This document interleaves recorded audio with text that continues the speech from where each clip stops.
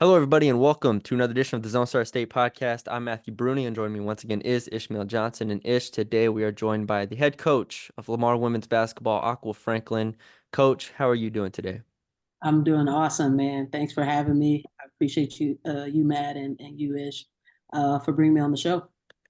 Yeah, obviously we were looking at coaches across the state we could have on and wanted to reach out to and we were like, yeah, let's go get Coach Franklin on. Y'all were one of the teams we talked about the most last year, especially at the mid-major level, going 24-7 overall, 17-1 in conference play, wins over in the non-conference over UTA, UTEP, Louisiana.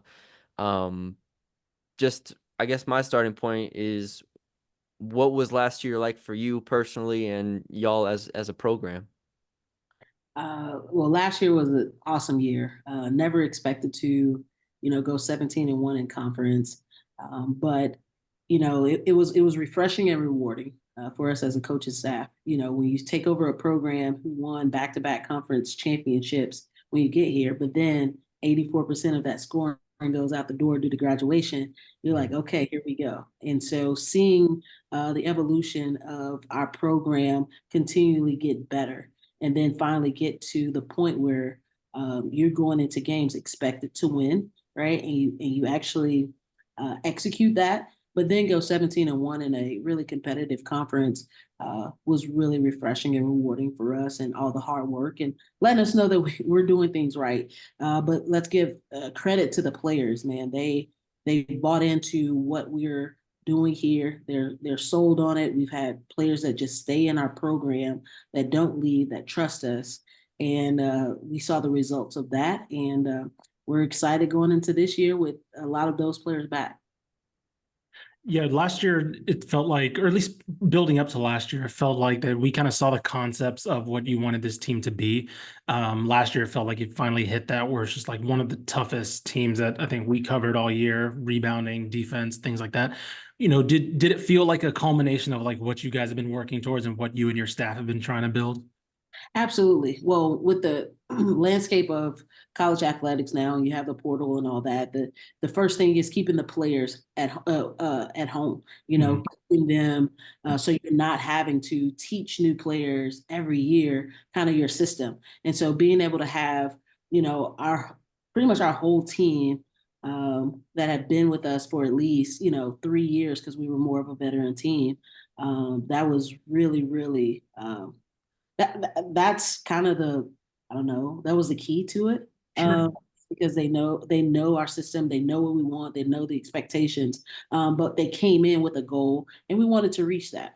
And so part of what we wanted to do, our players already knew, and they just, I think we had in preseason, we typically have a few people that don't make it. Everybody made the preseason testing. Everybody, Mhm. so from day one, they were bought in and they were all in to what we wanted to do. And we had reached the conference tournament game the year prior to. We finished third in conference, reached the conference tournament game, and we had a little letdown. We were not happy with our performance. And so going into the next season, the players came to me and they was like, our mantra is never fold. And so Mhm. when things got hard, they wanted to make sure they were able to push through. So they embraced the hard coaching throughout the year to get us back to that point. So we saw that in, we were down the UIW game, I think 20, Yeah, I and remember came that game. and won the game.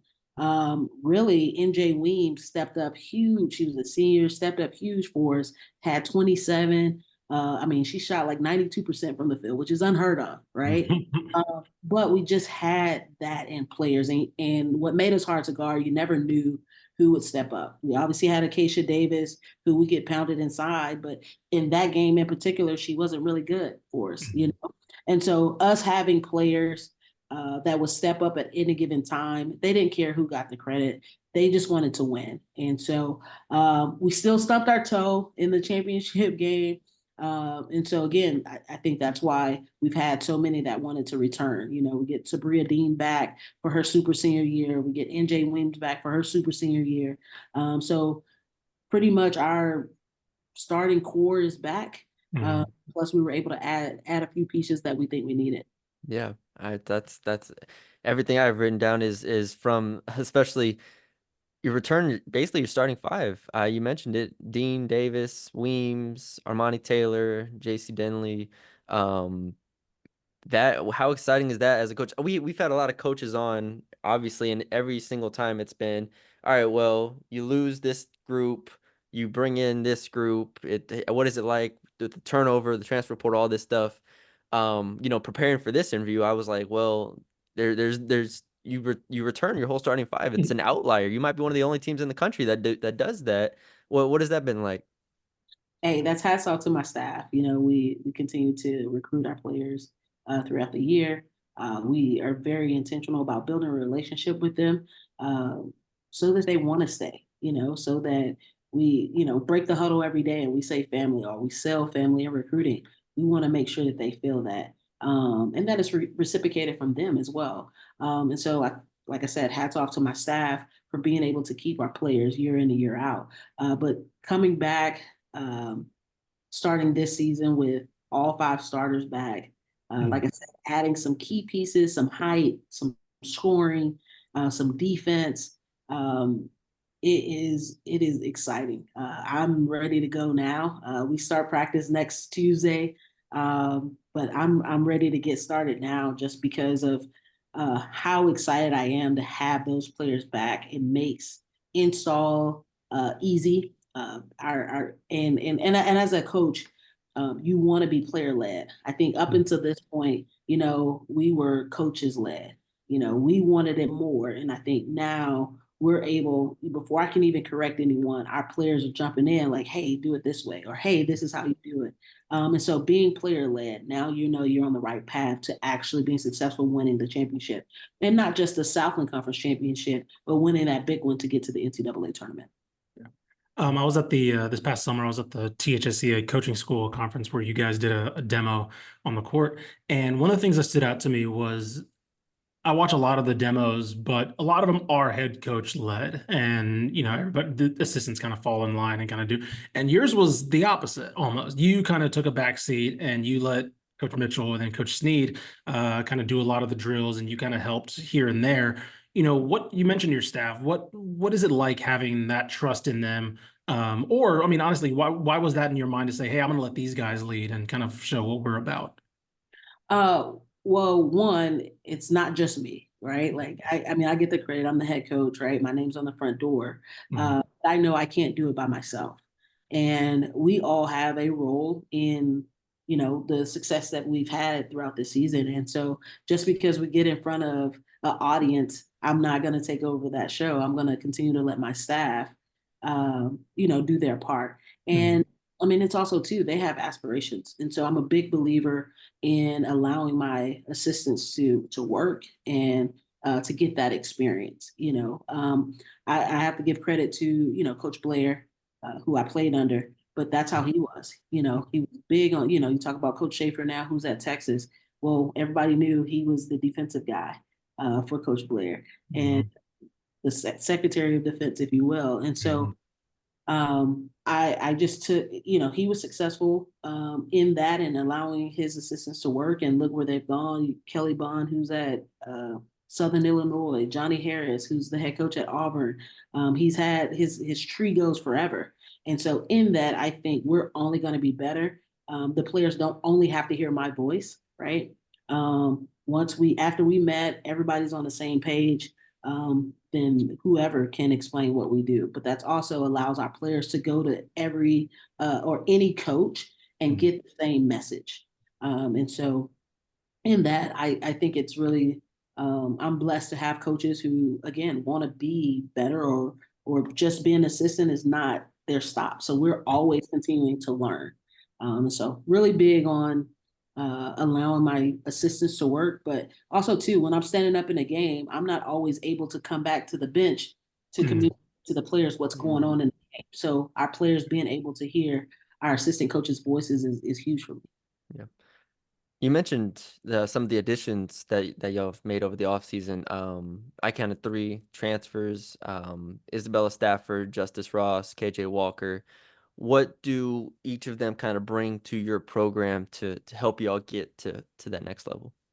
Yeah, and let's not forget about our freshmen. We got one freshman, Cameron Wilson, who comes for us from Mansfield Timberview. Mhm. Uh, she is, I mean, she had a sister that played. We played against her. I played against her her 4 years in college. And I mean, she's a feisty guard. Mm. She gets after it on defense, and that's what I absolutely love. Which then creates offense for our team and makes us be able to play faster. So I see her getting some minutes this season as a freshman. I mean, I don't care what year you are. If you give us the opportunity to win, I started a freshman all year at point guard last year. So, Mhm. but Cameron Wilson will make a huge impact, especially on the defensive side for us. We talk about Justice Ross, who in conference transfer Yeah, New uh, Orleans. from New Orleans, but she had stops at Minnesota. She's a bigger, she 6 foot guard. She makes us bigger. She can play multiple positions. She defends the ball really well. We struggled with her when we were playing against her for the last two seasons, and so she just adds one depth, but also size, Mm. which we lacked in previous years. And so being able to get a little bit bigger, having a lineup where we can have, you know, 6 foot, 6'1", 5'10", having a Yep. big lineup, it would be huge for us, especially early on. We're playing some big P4 teams. And then you talk about KJ Walker comes to us from Hill. She can flat out shoot it. She can score the basketball. And so taking a little bit of that pressure off of Acacia Davis, Sabria Dean, to have to fill it up for us. We got somebody that they can also go to and add some scoring depth as well. And then you talk about Bella Stafford. She can play pretty much 1 through 4. People look at her like, I don't know her position. Well, for us, we open it up. We kind of play a little bit of positionless at times. And so her IQ, her footwork, her passing ability would add to our program. I was gonna say a little bit about the style that you guys play, and you mentioned bringing back that starting five. One of the things me and Bruni loved about your team last year was just how physical they played, and I think that's highlighted by both Sabria Dean and Acacia Davis. And what is it like having two players who can control their space on the floor the way they do, and basically everything that the other team does revolves around, okay, where are those two on offense and defense? And then being able to bring that back in that continuity to be able to keep that going forward, but just that comfortability of having those two players of that level. What has that been like for you as a coach? It makes me look like a really great coach, right? Yeah. Love having good players. Yeah, Yeah. to the ball, and I look like I'm the Yeah. best ever. So Uh, but no, they do a unbelievable job. I mean, coming in, those two, I mean, were not highly recruited at all, but they were definitely blue collar players who has continually gotten better throughout the years. They put in the work. They're in the gym. They're great off the court. They're great students. And at the end of the day, they just want to win. So Mhm. it's whatever it takes. And so when I talk about like the success our team had, yeah, we know we had to jump on, they carried us a lot of games. But they don't care. They don't care about the credit. They don't care how many points they have. They just want to win. And when you Mhm. have players in your program like that, it makes our jobs easier. But the chemistry with the team is really, really good. And I mean, having an inside present, right? Teams want to double Acacia. And then Sabria is able to open up the floor. She's, can score on all three levels, if you will. She can shoot the three, get to the rack, has a mid range. Her mid range is really where she's Yeah. uh, really good at. And she knows that, right? So it's really hard to double Acacia when you have the perimeter scoring that we have. But it's also hard to focus on Dean when you have an inside presence. And so we do a great job of moving the ball and finding them, but also our supporting cast do a great job of knocking down shots when they are open and available. So What's I, the yeah. no, I go think I ahead. was maybe gonna to continue build off that. What's the next evolution, I guess, for y'all offensively, to where sometimes last year there were some ups and downs. What's the key to kind of finding that consistency? Obviously, adding a player like KJ Walker helps, but what's the key for you? I think it's just that continuing to be consistent in what we do. You know, I think Acacia had struggled in some games. I mean, she would get double, triple team, Mm-hmm. and finding other ways to score. You know, like I may not get the ball on this play and it's my play, but hey, you can go offense or rebound.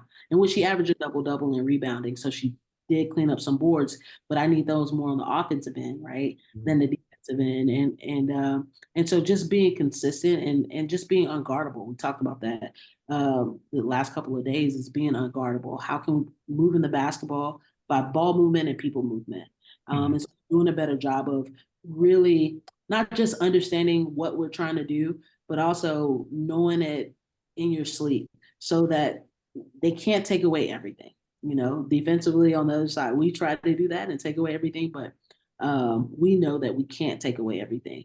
And adding more offensive threats will make us a little bit more dangerous as well. Mm. Looking at the schedule a little bit, you mentioned some of the tough P4 teams you guys have in the non-conference, but looking at the conference, adding SFA back, right? Corpus Christi now finally graduates Alicia Westbrook. So like, it's finally like there's like, okay. Yeah. And so, but looking at the conference, a little bit about the non-conference, but mostly about the conference, adding SFA back, some of the other teams changing a little bit. What's your outlook so far as for, the early scouting?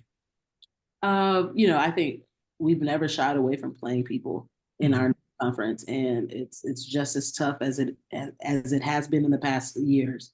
I'm talking about headed down to Texas. I mean, we know that's going to be.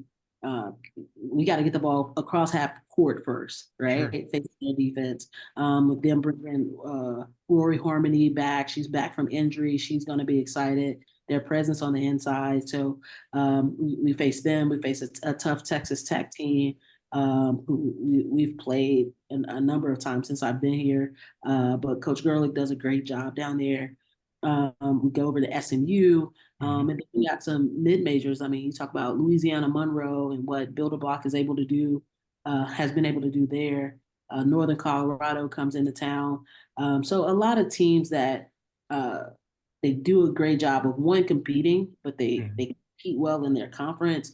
And I think that's just going to prepare us for the physicality that our conference brings, make us tougher, but also find a way. We're going to know exactly who we are early, and again, we never shy away from playing people, but we want to be prepared when we get to conference play. And I think our non-conference last year helped us in our conference play last season. We never, hung our heads.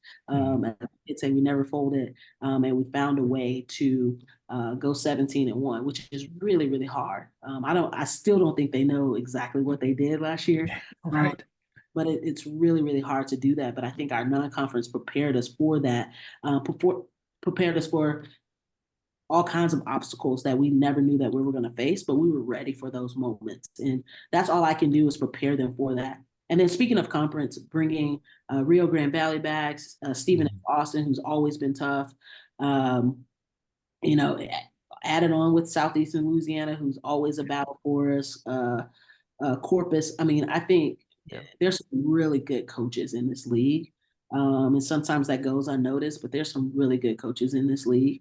And we have to get up for everybody every game. And Mhm. we know that. I don't know what it is about the Lamar Cardinals and the Red, but everybody gives us their best game.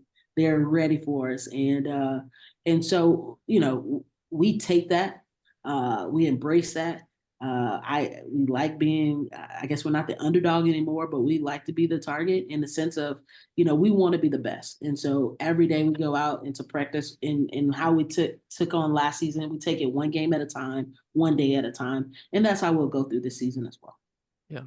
17-1, like you said, is incredible. It doesn't matter what sport you play, what division you're in, doesn't matter to go 17-1 or to go undefeated in any stretch is crazy. So, yeah, major hat tip to you. Ish, do you have anything else before we let coach No, that go? was it. All right, Coach.